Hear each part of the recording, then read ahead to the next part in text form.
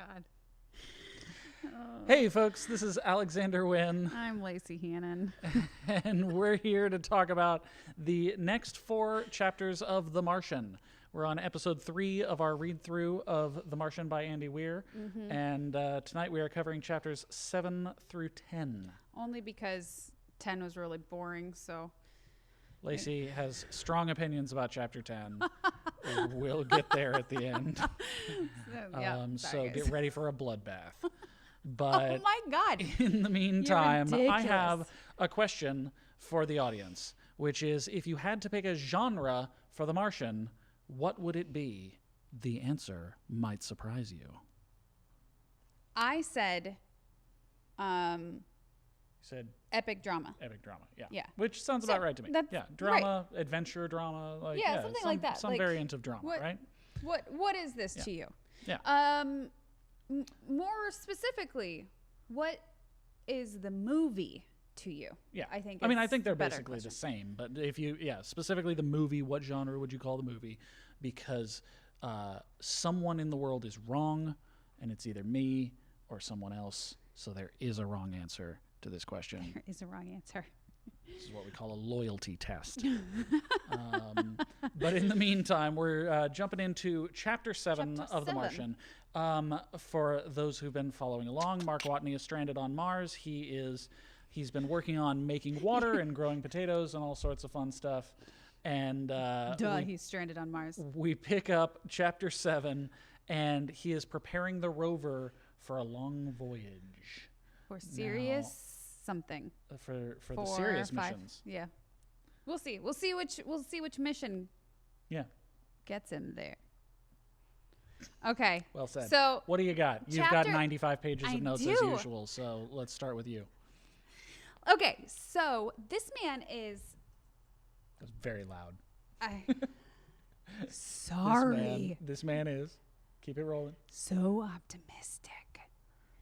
So the Ares 4 map is only 3,200 kilometers, and it could have been 10,000 kilometers. That's what he says. Is this better for you?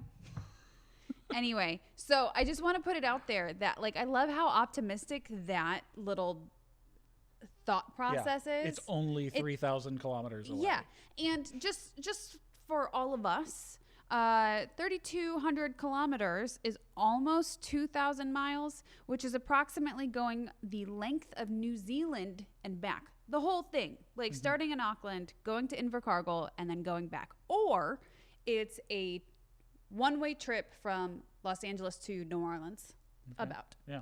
So it's a long haul, even on Earth. It's a long haul. And this is a place where, his rover can drive for an hour before it has to recharge. I mean, that's not true. For scientific accuracy, you can't. What is it? It's about 3.5. Well, it's important. That's after he solves the heating issue, right? Which is what this chapter deals with. Okay, fine. So the big problem that he's dealing with in this chapter is, how does he get his rover to go farther on a charge? Because what he realizes is that over half the battery gets used just on the heater inside, because Mars is very cold. Mm-hmm. So he tries a test run without using the heater and just hoping that he can put on blankets and stuff, and that very much does not work. 3 layers. He does 3 layers, thinking that. But what he does is he takes the battery from rover 1. Yes. And so he strings that together, and then he needs to find a way to not use the heater so that these 2 batteries can get him farther. I love how he picks which rover he's going to use. Mm-hmm. Okay, so one of the things that makes Mark Watney a fully fleshed out character is he uses logic brain to know that he can trick out this rover. He is capable of doing this. He's smart enough. He's got all of the available information that he needs. But then his emotional center says that he's bonded to rover 2 because of the nights he stayed in it during, what does he call it? The Great Hydrogen Crisis. Scare. Yeah, Great Hydrogen Scare. Scare of Sol 37. So that's when he almost blew himself up in the hab trying to make water. Yeah. So I liked that. I like that, I've talked about how part of what makes him fully fleshed out for me is the way that he talks. But this is really about the writer deciding the way that he thinks. Yes. And I found it, it's another way in which he feels whole to me, is that he's not totally logical. Yeah. There would have been a strong impulse to take this character and make them basically Sherlock Holmes, like just ultra logic guy, perfectly practical, really sort of drive home the idea that this is about survival and you have to do whatever it takes. And instead, it's about survival and he's going to have to do a lot and he's really smart, but he's also like, I like this rover more. Well, and then the other thing is he talks about how the problem that he has in front of him is really overwhelming.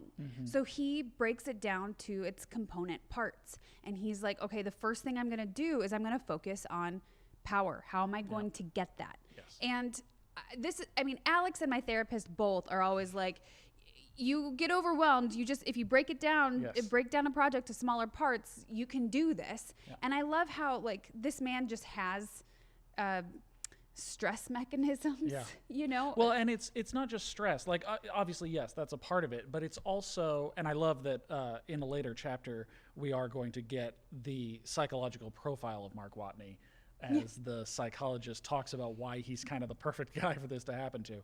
But it's also, Andy Weir described this book one time as a religious novel for someone without a religion. As a religious novel for scientists, because he said what you get whenever you watch like a Christian film is the character constantly has to reinvest themselves in God, and that is sort of the path to the solution for whatever problem the story is about, is that you give yourself over to God and that will see you through. And this is the same story but for a scientist. And every time he's presented with a problem, what he does? He turns back to science. He turns back to solving the problem. And the first step in solving any problem, the first step of science is break it down into questions. It's not just a looming obstacle. It is a series of problems to be solved.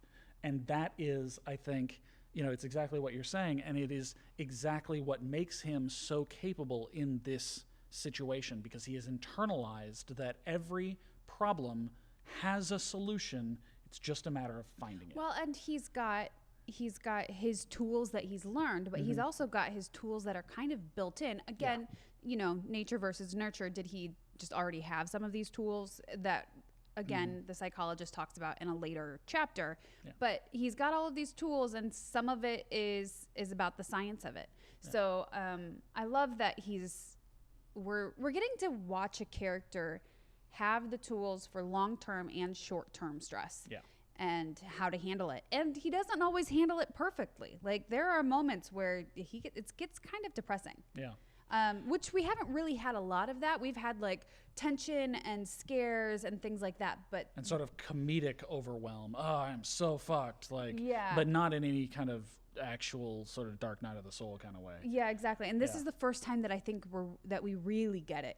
And I think that the moment that it happens is great, but I feel like we've got a couple more things before we get there. Also worth mentioning, we've got a few responses. Imam Economist says the genre is Mars, and I like that. I think there should be a well, he genre. follows it up. Yeah, it's uplifting, it's hopeful, it's got science and competent characters. It's Mars genre. That's fun. Yeah, I'm here for it. J Grape, my nemesis, responds. Oh no, this is a thing. No, J Grape and I are locked in an epic battle for the future of mankind. It started last week, and I don't even remember the inciting incident, so that's on me. It was something about him being a better son-in-law than I am. Oh, right. That's right. That's true. For your mom would like J Grape more than your mom likes me, and your mom likes me a lot. So that means that J Grape is evil. So J Grape says the genre is science fiction. J Grape also says, Alex, I am coming for you. Bring it on, Grape. Oh my God. In the meantime, one thing that I did notice and is worth mentioning for anybody who has seen the movie The Martian but maybe not read the book or is maybe reading along with us, which, by the way, if you're reading along with us, tell us, because that's super cool. they make a big deal in the movie about how basically the only entertainment he has is 70s disco music. It is worth mentioning that in the book, he has a little bit more than that. He talks about how he has some TV shows from the 20th century, but he also has some Agatha Christie novels, which are fun. Hercule Poirot, specifically. Yes. Hercule Poirot, for those who don't know, is sort of a Sherlock Holmes kind of character written by Agatha Christie. If you saw the movie that came out a couple years ago with Murder on the Orient Express, with Martin, what's his name? Kenneth Branagh? No, I thought Poirot was played by the guy who plays Watson in Sherlock. No. Oh, well. Oh, okay. Listen, I don't ever remember the names of musicians, actors, movies, songs, album titles, none of it. Like I as an actor, I feel like I should care more, but I don't. So, all right. This is going forward. I'm not going to remember any of this, but I'm going to reference it like I do. Excellent. It's a great thing. It's great. So worth mentioning, by the way, Mark Watney is embarking on what he calls the serious missions. And charmingly, he says that that's a reference, and if you don't get it, fuck you. And get it, dogs? Yeah, get it. Well, if you don't, get it, fuck dogs. you.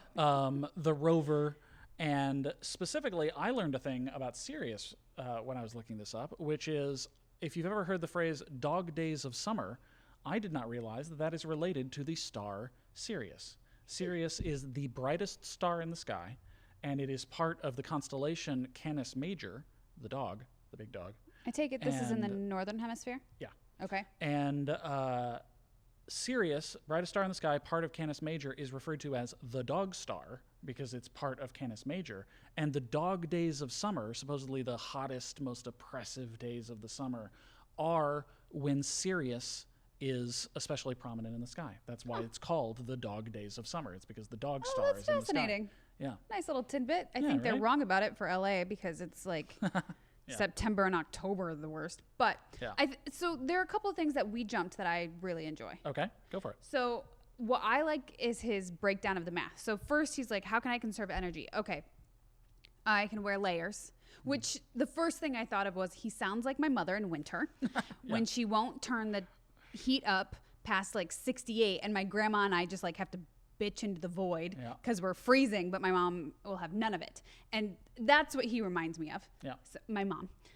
But then he pilfers the battery from Rover 1 and he talks about it being a saddlebag for his rover. And this just suddenly turned into a goddamn Western and I am totally here for it. And then it made me think of Firefly and I want to know where all of my Firefly fans are because Westerns for the win. Yes. More Firefly fans coming. It was just announced, or rumored at least, I think, that Disney is rebooting Firefly. What? Yep. You didn't tell me that. I wanted to save it for the air. Also, by the way, Iman Economist just weighed in. She says, that's how Sirius Black got his name. You know, the dog connection. I wondered that, so thank you for pointing that out because... Thank you. I immediately, that was my thought when reading this, was Harry Potter, but... Yeah. I think, you know, one of the things about J.K. Rowling is she's pretty on the nose with her naming. Yes. Yeah, she's got that James Bond naming style. Yes, she does. Yeah. So I guess the real takeaway here is Iman Economist is great, and J. Grape, why can't you be like her? I mean, come on. My God. Just starting fights left and right. Hey, I didn't start this. Jay Grape started this. This is a man who was like always wanted fights to happen around him because he was big and he figured that he could like make bullies stop. I topped out at 6'4" in 8th grade. So. And now here he is like picking them. You are being the bully. Jay Grape started this. I'm just saying I'm going to finish it. What else do you like? So more of the math. Taking the solar paneling from the hab. He says that he has 100 square meters. His boring... His words, not mine. Math says he needs to bring 28 square meters, which is 14 panels. And I just like, I don't know, I liked all of the different options that he kind of provided. In acting, we call this tactics. And it's the different ways that characters come at a problem and try and get what they want. And for me, it was just fun to see all of the different ways in which he could get more energy, conserve energy, you know. So I just thought it was fun before he came to his ultimate decision. And his ultimate decision is that he's going to go dig up the RTG. The RTG is basically a big old box of radioactivity that will absolutely kill you dead if it breaches. But if it doesn't breach, it just provides electricity and heat. And so he can put this thing in his rover and it will generate all the heat he needs so he can leave the heater off and problem solved. And this is just, I feel like we're going to be saying this like 4 times every episode for the entire duration that we're reading this book. But I love how Andy Weir keeps coming back to the little stuff. It's not just how do you survive on Mars? Oh, you grow crops and you know, whatever. It's also like, how do you heat the rover? Like, you know, like it's cold. Well, how do you do this? It's got insulation. If you bring the RTG in, it's actually going to get too hot. So now you have to cut out some of the insulation, put the RTG in, and then when it gets too cold, you put the insulation back in. And like he walks you through every single step. And it really makes you feel like this is somebody dealing with problems, not just sort of a science superhero like in Gravity, where they were trying to make her into just this like one person can do it all kind of thing. No, this is a real problem with a real solution, but it's you got to go through every step. I do have to say log entry Soul 67 is my favorite one by far. And that's where he does that Sirius 1 test and he got too cold and all of that stuff. And it's also where we get this little nugget of wit, which is all my brilliant plans foiled by thermodynamics. Damn you, entropy. And I just, I cackled. I'm like cackling through most of this book. And yeah, it's really just great. We do also get an awesome Apollo 13 reference in this chapter. We've been talking about how Apollo 13 is a huge inspiration for The Martian. And for our show, we started episode 1 talking about the movie Apollo 13. And in this, he talks about how they have the same carbon dioxide filters in the rover that they had in the spacesuits in the HAB, because Apollo 13 did teach us some stuff. I totally missed that reference. 2 different filter that's shapes. Funny. I somehow just skipped right over it. Yeah. But the other thing we skipped right over is, you guys, I have this moment, and listen, I've got a couple of opinions about the chapters we're encountering tonight that people might not like, and you're just going to have to bear with me because I'm the one with the microphone.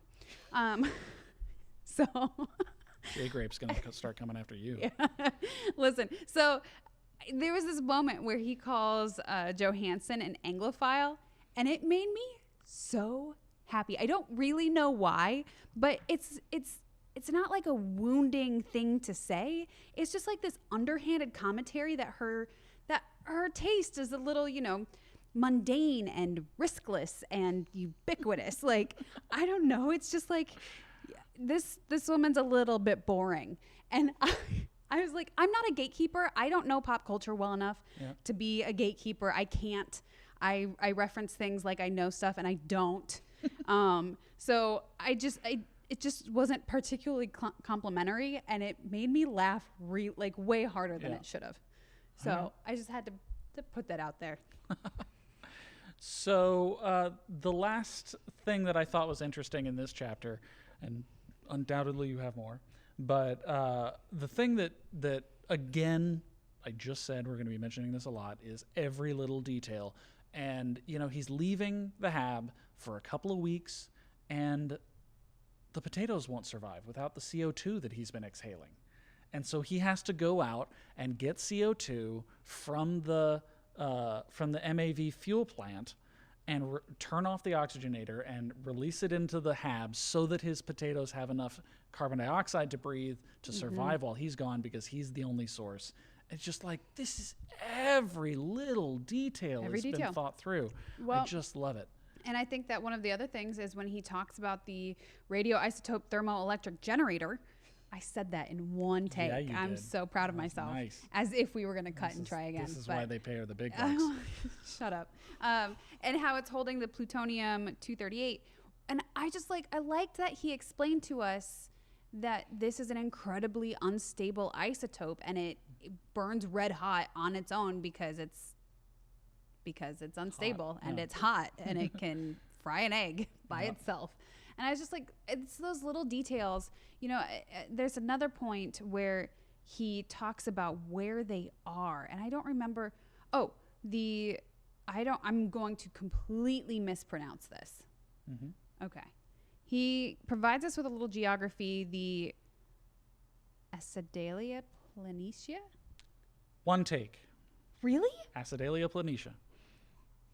I'm so good. I'm so good. Listen, I love it because to me it feels like he says that it's, a big old Great Plain. And I'm like, oh, the Great Plains. I love those. Now, I didn't want to go look it up on a map because I just like that the detail is provided. I don't actually care beyond him naming it. I don't need to go look it up. It's just one of those details that we keep talking about really just bring the science to life. Yeah.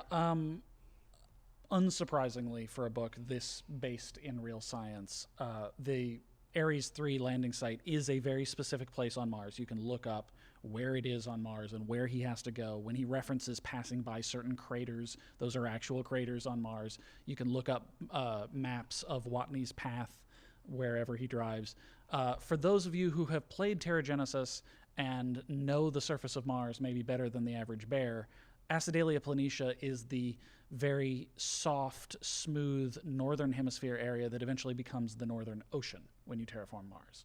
So it is, if you look at the elevation map in the game, it's the darker areas in the northern hemisphere, and it's incredibly featureless, as opposed to the southern hemisphere, which is pockmarked by craters, because basically the long and short of it is Mars had its head blown off billions of years ago, and the entire northern hemisphere is one giant impact crater, so it's a lot younger than the southern hemisphere. Listen, I'm just saying that you can know the geography of Mars without putting water there, because why would you put water there? The planet has rights too. Lacey is a deep Hephaestion. I'm a Hephaestion. I'm in the minority. Yes. Like by a lot. Yeah. So yes, I'm a Hephaestion through and through. Yeah. Anti-terraforming. Anti-terraforming. All right. What else you got for chapter 7? Two things. Mm-hmm.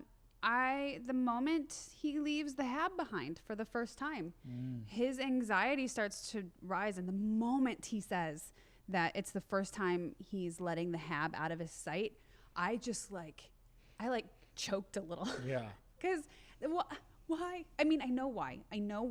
You need to get your heat source. Yeah. I get it. It makes it feel a little bit like a video game now that I'm saying it out loud. But the anxiety was really there, and that kind of leads into the rest of the chapters we have for the evening. Yeah. Which brings in like that really depressive tone. Yeah, they don't really go into too much what this is gonna, like what impact this experience is gonna have on Mark when he gets back to Earth, because obviously we're all wrapped up in, is he going to get back to Earth?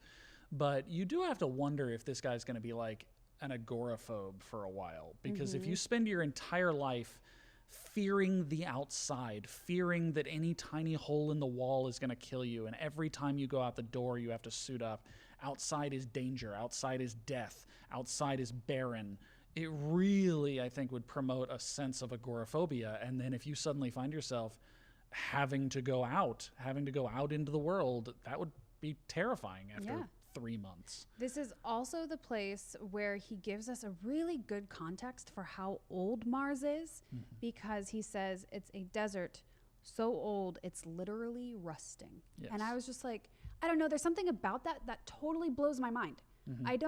For those of you who don't know, Mars is the red planet specifically because iron oxide covers it. The entire planet is rust colored because of the iron in the soil has oxidized and is literally rusty. So, which is just, I guess I knew that, but the phrasing of it just really gives you a new perspective. It gives you a better frame for contextualizing the whole thing. So I loved that. But my last thing on chapter 7 is, someone tell me what a slide rule is, because I don't feel like Googling it. But he's talking about how the NASA scientists are probably hiding under their desks with their slide rules. It's a tool for, I actually don't know how to use a slide rule myself, but basically picture a ruler but with another ruler that's attached to it that sort of slides to different configurations. And it's a tool used for conversions and calculations. Is that what they were using in Apollo 13 when they were all sitting at their desks? Like each person had kind of their own. Okay. Their own, yeah. It's used for calculations and conversions, and especially in the pre-computer era when you needed to do pretty complex conversions, you would have a slide rule, and so it's sort like of it sort of goes alongside the pocket protector as sort of the gear of the deep nerd. I was like, he's kind of taking the pocket protector to a new level with the slide rule is essentially what he's doing. Yeah, exactly. Rude. I love it, but okay. So chapter 8 picks back up on Earth. We've started to establish this every other chapter thing, where we get one chapter from Mark and then one chapter on Earth. It's not quite that, but not quite, but we get this alternating pattern, and specifically we pick up with Mark or with Earth and a newscast, which I think is a great way of showing and not telling. It's something they tell writers and screenwriters all the time, is show, don't tell. Don't just tell the audience that somebody's really good at sports, show them playing sports. And so in this way, we get the sense that the news is out. Everybody knows that Mark is alive, almost everybody. And the way we are sort of introduced to that fact is it's a news broadcast. It's tonight's coverage. It's a daily segment, and they're talking about, they're obviously kind of looking for any morsel of news that they can give the audience. And it really helps set the stage that this is a global phenomenon, even though we never really leave the fairly tight circle of characters. We do get the sense that everyone in the world is watching. Right. I skipped over I read the newscasting part, but I just kind of skipped over it because it was fun, and I like Annie because we get to see the professional part of her and the super unprofessional part of her. Like, that is not how you talk to your coworkers. But it's very funny from an audience point of view. Yep. But it's the sitting at the tables. They're waiting on, I don't remember who they're waiting on. They're Bruce, waiting on Teddy. Yep. So, Bruce is there and Mitch is there and Venkat and Mindy and Annie are all sitting there, right? And I'm not used to this. I have a deep belief in names. There are some names that you just shouldn't name your kid because they're gonna just be assholes. And I'm not used to Mitch's sucking. Mitch's you're have a fan always of Mitch's categorically? Yeah, they're generally good guys. Yeah. Or gals. I've heard that it's a female name too, which is rather cool. But this guy, he's the flight director of Ares 3, and I figure he shouldn't be allowed to talk to people until he learns like a minimum, like a skill level at human decency. Yeah. This guy's a dick. Yeah, again, for screenwriters and writers out there, there's something that people say, which is save the cat, which is when you're introducing a new character, you should immediately have them do a thing that indicates their character. And so if you watch closely in your favorite movies, especially if there's a movie with like a badass, like sort of a John Wick or some kind of really scary dude, you'll notice that in their first scene, they will almost always sort of, kill a bunch of guys and then help someone. And then they'll do something to indicate that they're a good guy. John Wick takes it to, they make it very on the nose, and that's the fun of it, is he's got this dog, the dog gets killed, and screw you guys, I'm going to murder all of you. Exactly. But specifically in the first scene, oftentimes the character will be shown doing something to indicate that they're a good guy, just so the audience can start to internalize that despite any other terrible things they may do, like murder. And he actually has one. Yes. But Mitch is the anti-save the cat.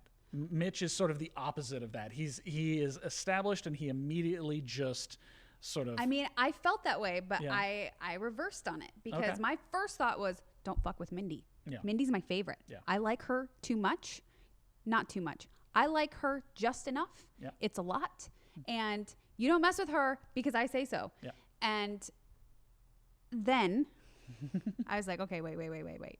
Is Mitch the only one sitting here going, no, we need to tell the crew? Yeah. Because for me, like, we agree on something, and there's enough tribalism in me and enough of we are in America where binary polarization is kind of what we do right now. Yep. So he is on my team, and he's on probation, but he's on my team right now, and I will take him because he agrees with me, and they should tell the freaking crew. Yeah.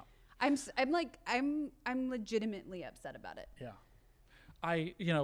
One thing that I liked about this, and it definitely ties into what you're saying, is that he really, in a story that's about Mark, and then he introduced all these other characters on Earth. I think he's doing himself a great service by keeping each of the characters very specific and focused. It's almost like Inside Out. It's almost like each character sort of represents one emotion.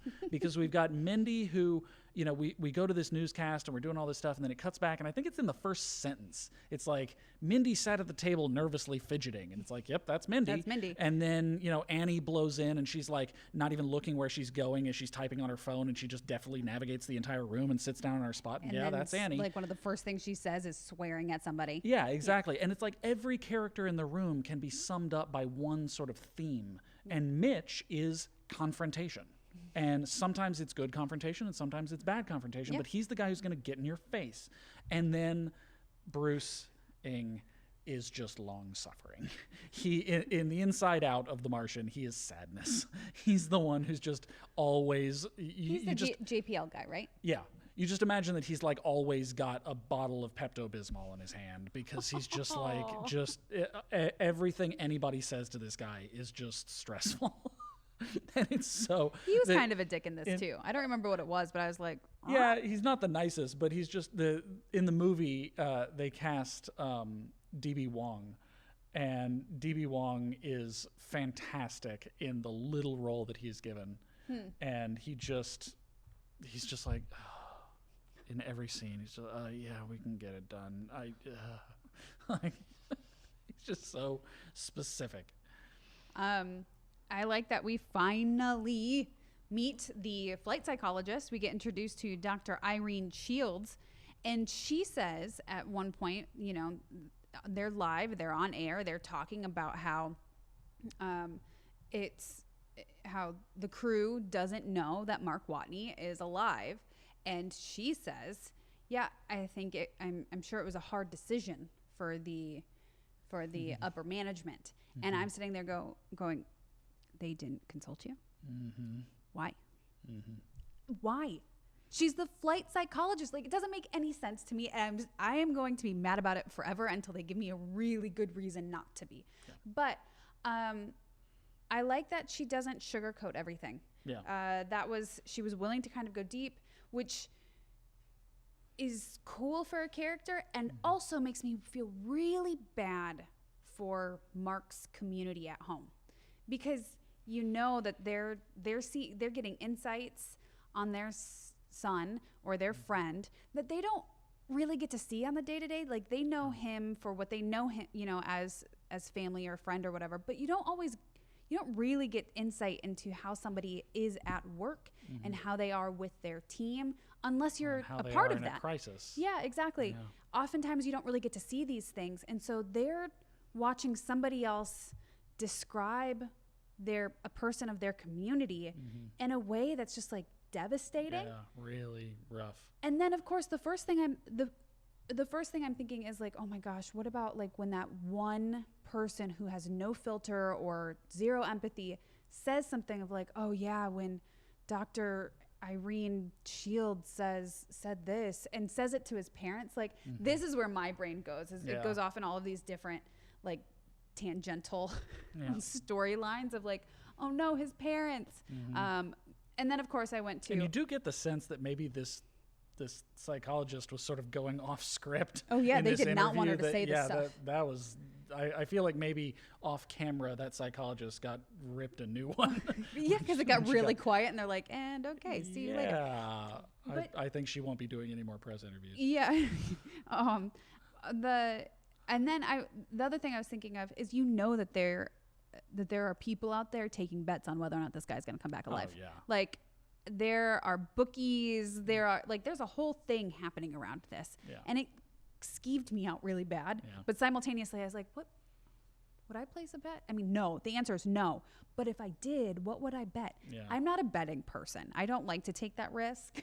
So it would never happen. But it was another place where you just sit there and wonder, as an audience member, he's filled up this world so well that you get to continue expanding on it, but you get to go to like all of the nooks and crannies because he's filled it up so much. Nooks and crannies, all the way to the post office. Oh, yeah. Which is one of the most charming little asides in maybe this whole book, which is that they started printing Mark Watney commemorative stamps. And then they realized he was alive, and you don't print stamps of people who are alive. Which I always forget is true. Yeah. Like, I've known that off and on throughout the years, but I always forget it's true. And so it was kind of fun to see. It's just another way that Andy Weir brings in reality to his writing. And I just love that. And weird little ways. You know, it's not just the science. It's the freaking post office. Like, who thinks of that stuff? Yeah, exactly. Because, of course, there would have been a Mark Watney stamp. The first person to die on Mars, are you kidding? Yes, they would have immediately done stamps. And then he's not dead. We do also get yet another example of thinking through all the details, which is the green ribbons. They're talking about how are they, so we're going to send supplies to Mark because, again, they don't know that he's growing crops yet. They think he's only got like 100 days of food. So we're gonna launch a thing. We're gonna try to land it, and I don't know. We'll get it as close as we can to him, but how is he gonna know that it's there? Which again is like, you know, a lesser author would have been like, oh, we're gonna land it nearby, and he'll see it. But you don't know that you're going to, you know, like if you're off by even a couple of kilometers, he might not see it. And it might just sit there uselessly because you can't tell him it's there. So they come up with this plan to airburst thousands of little green ribbons, all of which have a message written on it.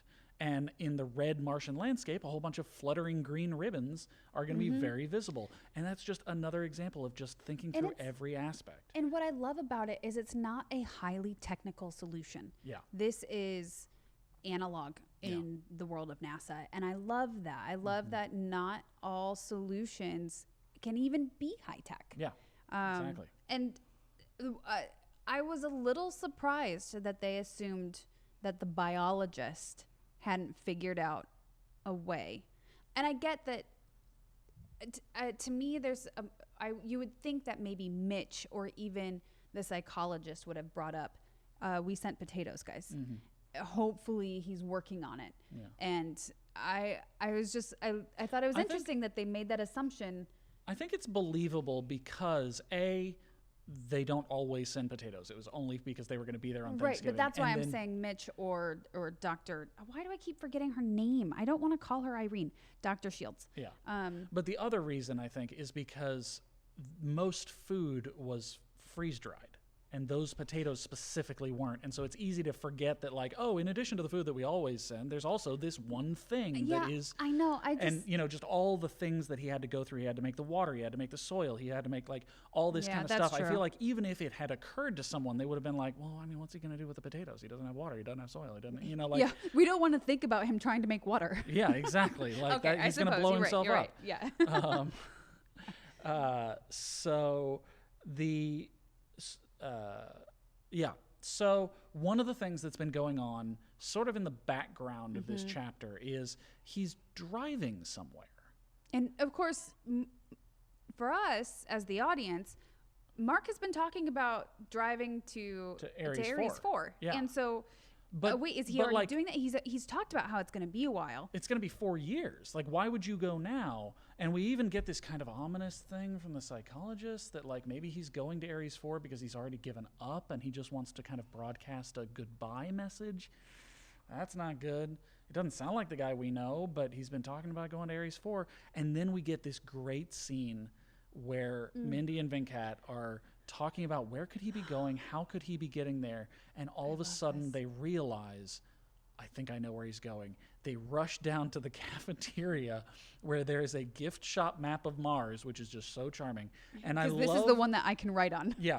And I love the fact that there's a tech in the cafeteria. It's like, hey, what the hell, man? That's a map. Yeah, you can't draw I'll buy you another one. Yeah. They, you know, just another opportunity to sort of inject some inelegant realism that there's like, you can't just go rip something off the wall at NASA and not have anybody say anything. There's a guy, he's eating his dinner, and he's like, that's our hey, thing. Screw you, man. Like, but he grabs it, he draws a line he actually grabs that guy's book to use as a straight edge, and he realizes where Mark is going. Mark is heading to Pathfinder.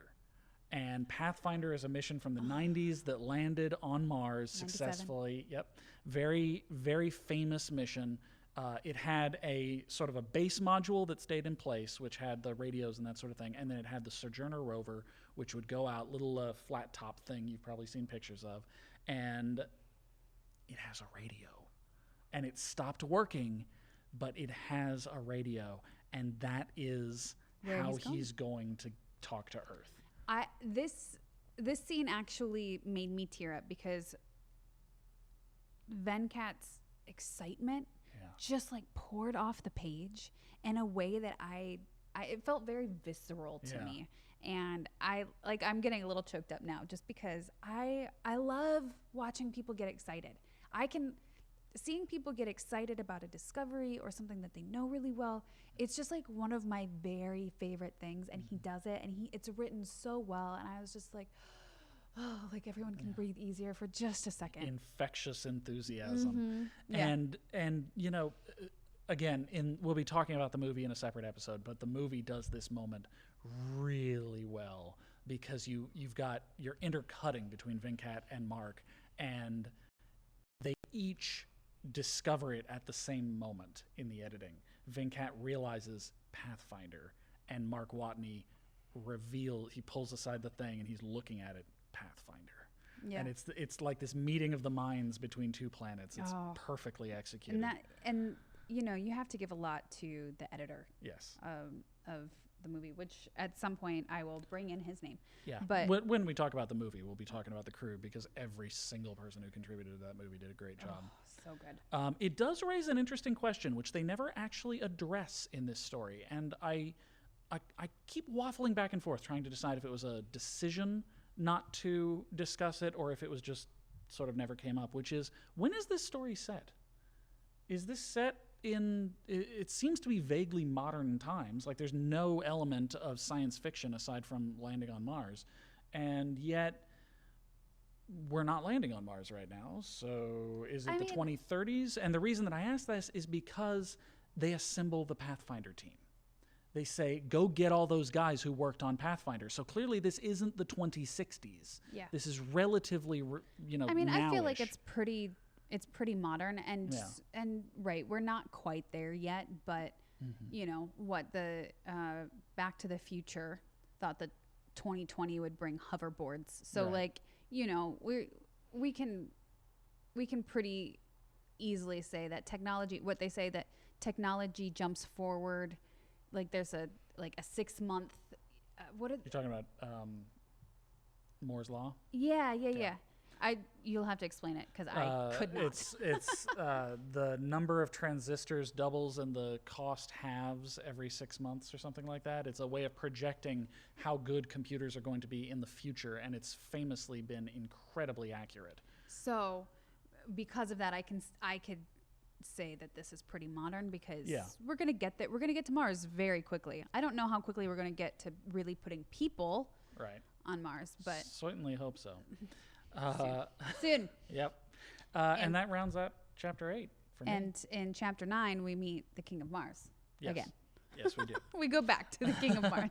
I just love that he calls himself that. I'm like, you know what? You're the only one here. I guess you can do it. You can call yourself whatever you want, man. Yes, indeed. We're going to agree with you.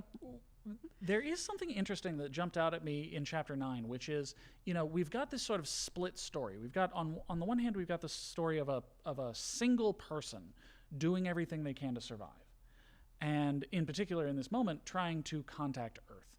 And then on the other hand, we have the people on Earth watching him, trying to figure out what he's doing, trying to figure out how they can help, trying to figure out all this stuff. And we never actually address the Earth side of the story from Mark's perspective. We never discuss the possibility that they might be watching him or they might have realized he's alive. He always grants the premise that they think he's dead.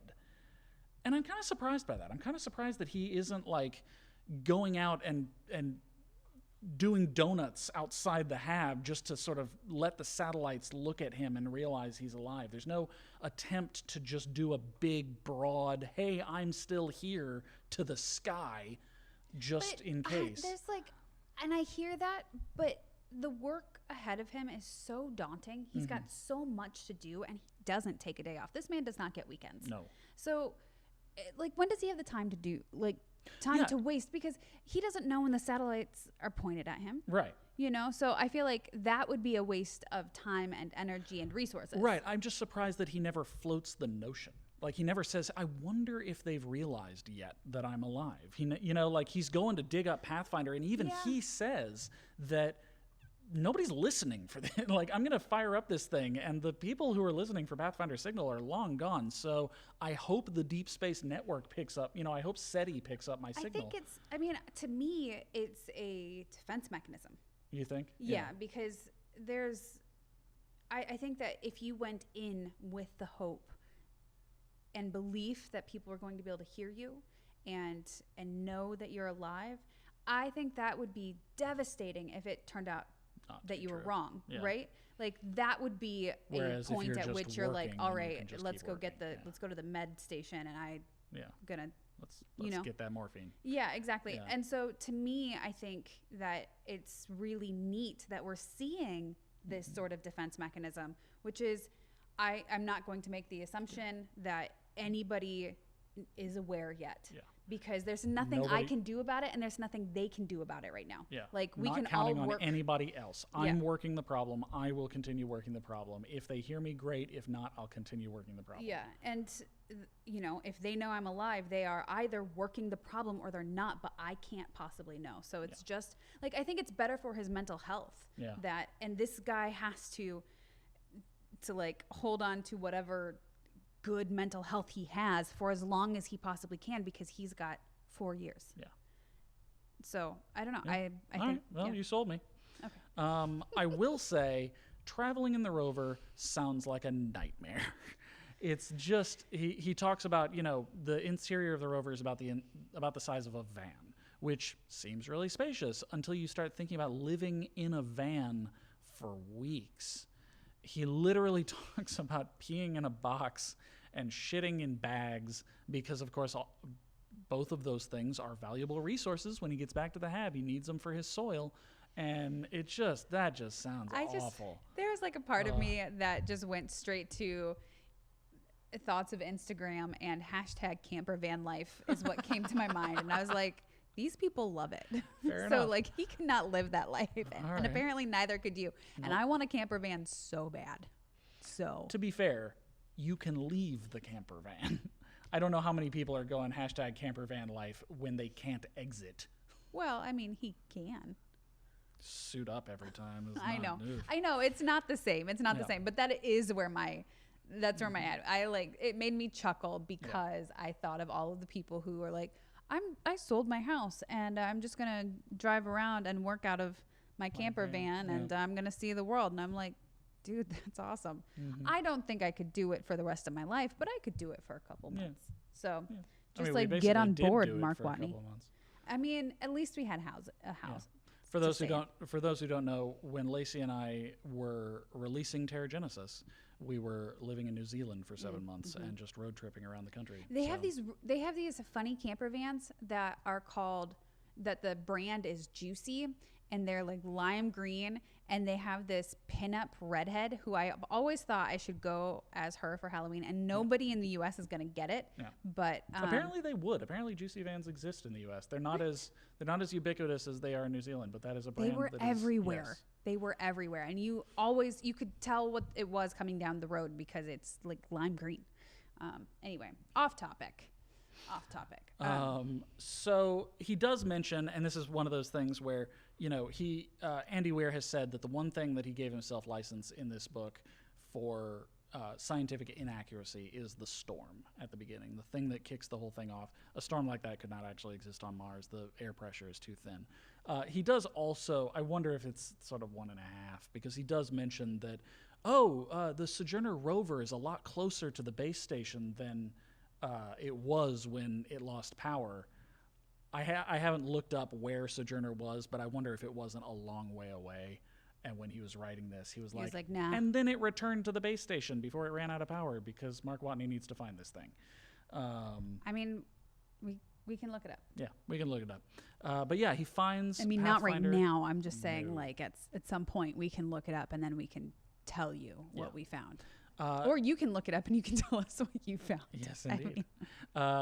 So he finds Pathfinder. He gets a little rough with it to detach it and get it up onto the rover. He does mention, by the way, that...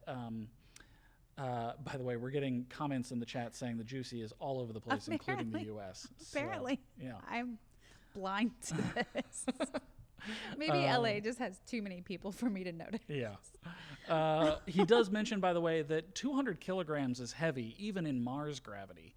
I did go ahead and look it up. Apparently, 200 kilograms on Mars is about 76 kilograms on Earth. Or if you live in America, that's about 167 pounds. Oh, that's not nothing. Yeah, that's not nothing. That's 167 pounds. I mean, is there are monster weightlifters who could just be like, this is easy. Yoink. Yeah. Yeah, but for the average everyday non-muscle person, especially for someone who spent 9 months in 0G and then landed on Mars and has been in Martian gravity for the last 4 months, I'm sure his muscle mass has decreased.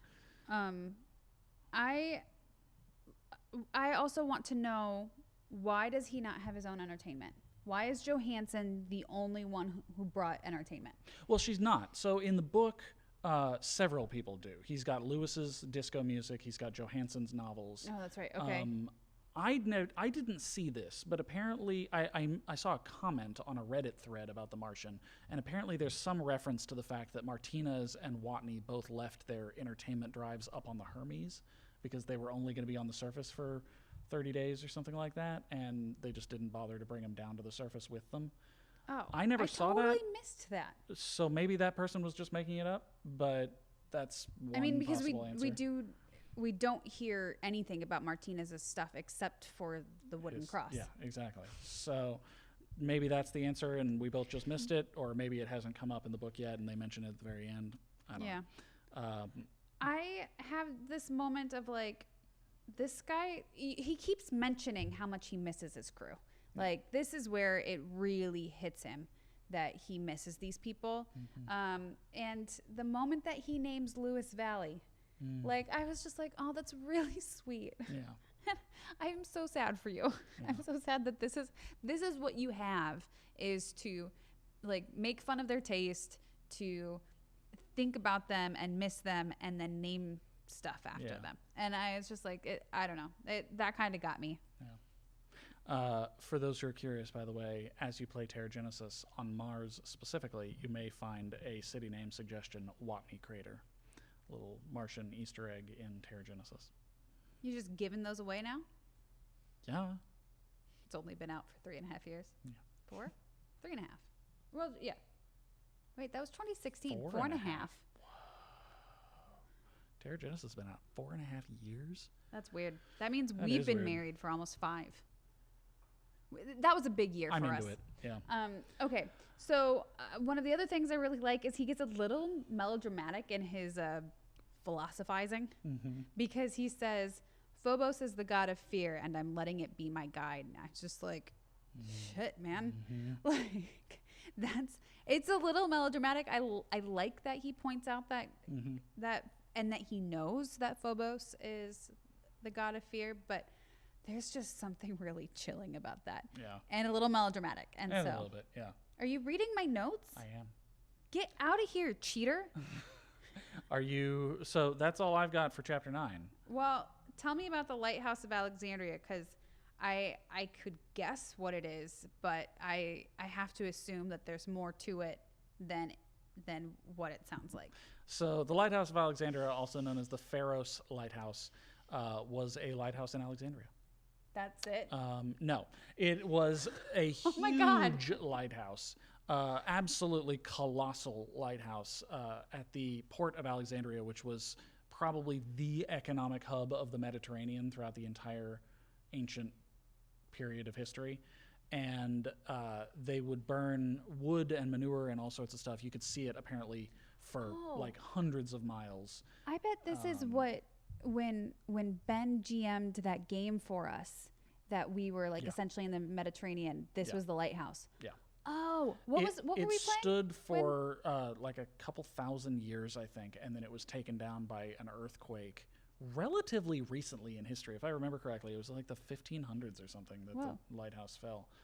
That's interesting. But yeah, we know what it looked like. It's been very thoroughly described by ancient accounts, and there are stories, obviously hyperbolic stories, that it could be used like a death ray. That like it was so bright that it could be focused and like burn ships and stuff. I think he did put this in his game, and suddenly I love that friend of ours just a little bit more for being even more of a nerd than I thought he was. Mm-hmm. That's so dorky great. Okay, I don't remember what game we were playing, but was it Savage Worlds? No. Mutants and Masterminds, I think. Oh, yeah. Okay.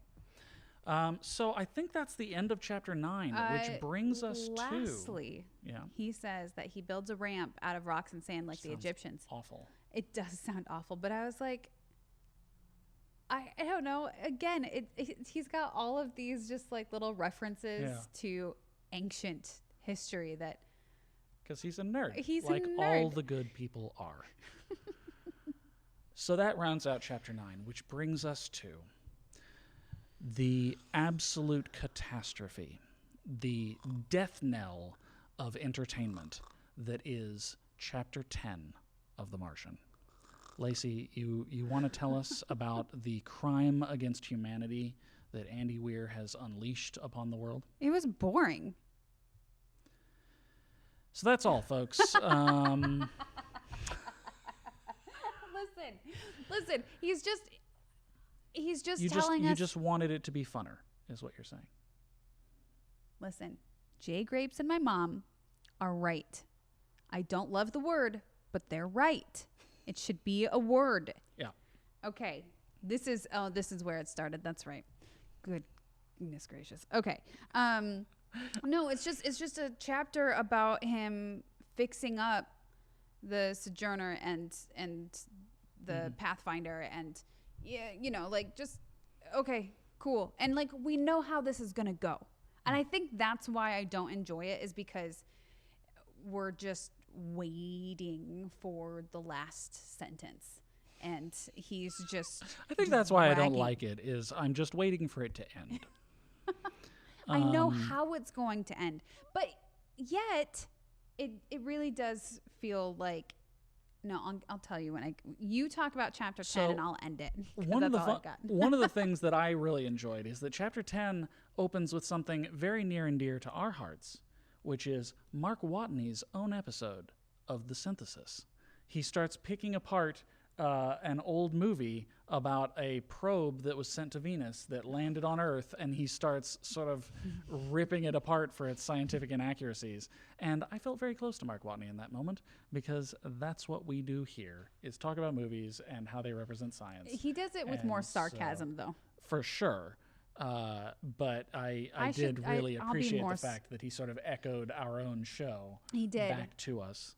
You know what? I totally missed that. Okay, 1 point for chapter 10. All right, next up, I really appreciated the return to the Hab.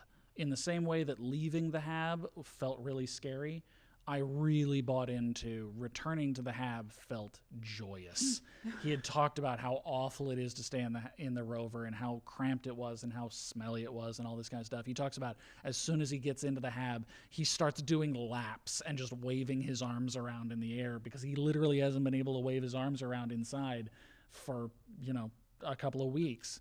And it really sort of captured the joy of coming home after a tough journey. I'm going to quote my mother, okay? Wah. Did I sound like Jan? Yes. Okay, but he's not wrong. Yeah. That does sound rough, and it sounds pretty awful. And your back being screwed up is no joke when you don't get to quit. Yeah. But simultaneously, I was just like, okay, I'm glad for you that you're back. I'm here for the joy. Let's get to the end of the chapter. Yeah. And the end of the chapter has what I thought, because I don't know, maybe you didn't feel the same way, but I thought it was the most emotionally impactful data log I've ever read, which is he gets the Pathfinder system up and running. He gets it charged. He gets it all good to go. He boots it up, and he makes a big deal about how I'm not gonna really, like, there's sort of nothing for me to do. I just have to wait for this thing to try to contact Earth, and we'll see if it does, because nobody's listening for this anymore. Like, he knows this is a long shot. The Pathfinder system is decades old. You know, I hope somebody hears me, and he'll know that they did if the whole system reorients toward Earth, because it has no way of knowing where Earth is. So the only way it can triangulate Earth's position is if it gets a signal from Earth, and then it can point its dish. And he ends the chapter with a log of internal systems diagnostics for the Pathfinder system. And it starts going through, like solar panels, non-operative, and goes through all this kind of stuff. And it says, attempting to acquire signal, waiting, signal acquired. And I'm listening to the audiobooks narrated by Wil Wheaton. Lacey's reading the physical book. I'm listening to the audiobooks, and even though I've watched the movie a dozen times, I'm just more efficient with my time, really. But even though I've watched the movie a dozen times and I've read the book a couple of times, that signal acquired moment gave me chills. Everything in this story is in that moment. I was like, I'm practically dead here, Andy Weir. Like, this is so boring, so boring, so boring. And then it was just like, everything came back to life. Yeah. There was like a squeal that happened inside of me. I was like, yes. Yeah. And it kind of like, because we're not doing next week because it's Christmas Eve and the week after because it's New Year's Eve, I felt like, I was like, oh man, we're kind of assholes because we're leaving on the season finale. Like, that's what this is. Mark Watney can finally talk to Earth, but you know who's not going to be talking? Us to you. Wait until 2021. Yep. My thing about it was just like, there was this jolt, because this is what I've been waiting for. This is what I knew was coming, and yet. And can you imagine being those scientists who worked on the Pathfinder mission, and you're being called to help bring Mark home? And I was just like, oh, I'm choked up. Oh, I was just like, I mean, if we consider that this is 30 years later, maybe, right? How big of a deal would that be to you to have maybe the thing that you consider your life's work is actually going to be salvaged and made into something bigger than you, life-saving? Oh my. Yes. I'm just like, absolutely fantastic moment, and so perfectly delivered through a system diagnostic. Yeah. Like, again, he keeps returning to the competence. It's not, these moments are not even done in particularly emotional ways. They're done through success. He achieved his goal, and that is impactful. We don't need to see him thrusting his fist into the air to know how important that is. And we, as the audience, get to know that on the other side of it, before, like, this is the first time that we know something really before Mark Watney does. I mean, we're seeing what's happening on Earth, but they haven't come up with news, and they haven't really come up with any big solutions yet. They're still arguing about what the best thing is to do while they're all working together, which again, I don't totally foresee happening, but they're all working together, and they still don't have answers, and they're trying, and this is the moment that we get to see the work that they've put in, the work of following his trajectories and what he's doing. I don't know. There's just something so beautiful about that things starting to click, and finally getting traction. Yeah. I just love it so much. And that's it for this week on the synthesis. No, it's not. No. First of all, there are a couple of other things in here that I'm with Jay Grape here, that the Saturn V does need a stamp.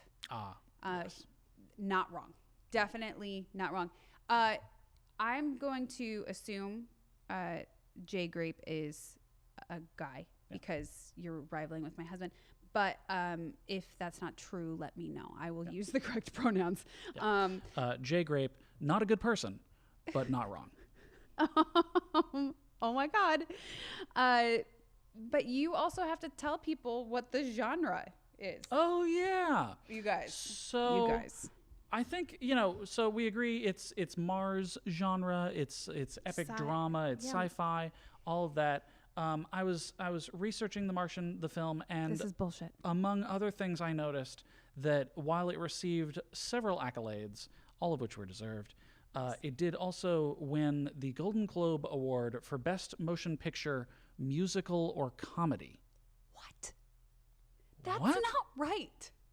I mean, it's funny. Don't get me wrong. Yeah, there's humor, but there's humor in a lot of stuff. There's humor in Titanic. This is not a comedy. Oh, and obviously it's not a musical, but it's not disco jukebox musical. Exactly. This is not, the disco version of Jersey Boys. Yeah. This is musical or so comedy. Wrong. What? I'm blown away, and I don't like it, and I would like to go back in time and tell them to get it right. No. Okay, wait. Look up who actually got best drama that year, whatever the other one is. Whoever they didn't want to go up against. Yeah. Because they get to submit themselves for whatever category they want. So really this is on the producers. So 2015. But then everybody had to vote for them, so maybe you know what? There's a lot of blame to go around, and I'm willing to hand it out. Yeah. Let me see here. Best motion picture drama in... What year was this? They were up against The Revenant, I think. The Revenant. Yeah. I don't even remember that one. Yeah. Wait, is that the Leonardo DiCaprio one? Yeah. Survival thing. Okay. Let's do this. You guys, we have talked about nope, I have to have this little rant. I do. I need to look up his name real quick because this is important and everybody here needs to know about this. Surviving on Mars is harder than surviving a bear. I'm just saying. Okay. So there's a book called Lord Grizzly, and it was written by Frederick Manfred, and it's about Hugh Glass, and it's freaking incredible. It is. This. I've talked about it. Survival stories are not my jam, but I read this book in high school, and to this day, it's one of my favorite books. I told my grandfather, yes, this is morbid, but I told him when he dies, the only thing I want from him is his signed copy of Lord Grizzly. Now, Manfred's family multiple times optioned this story. And you want to know what got made? The Revenant.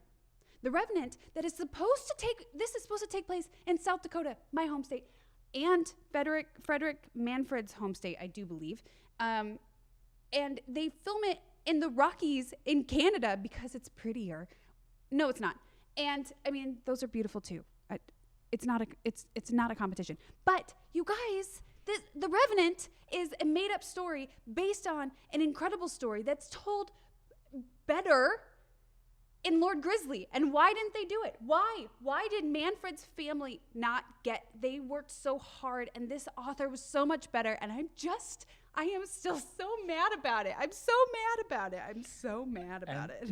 And then they beat out The Martian for best drama and kicked him to best comedy, adding insult to injury. Right. So, this is not. I anyway. am so unhappy. The Revenant can burn. It was beautifully shot. I will put that out there. Yeah. I have problems with that movie. Very, very strong opinions in this one. But I don't feel bad. That is it for the synthesis this week.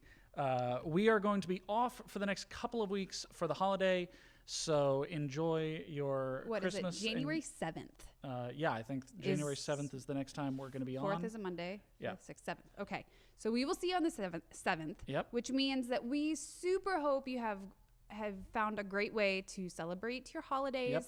to stay safe. Happy Take care Hanukkah, of yourselves. Merry Christmas, Happy Boxing Day, and Kwanzaa, and Happy New Year, and everything else that happens in this season, because it's awesome. There's a lot of good stuff that happens this season, and we hope all of the good stuff happens for you. Yes. Our people. So tune in 3 weeks to The Synthesis, when we will be talking about the next few chapters of The Martian. In the meantime, be sure to subscribe and follow us. We have a Patreon page for Edgeworks Entertainment. We are on Twitter and Facebook and Reddit and everything that you can imagine. Be sure to hit the bell so you get updates for future episodes. And thank you for watching. We'll see you in 2021. It has to be better than this year.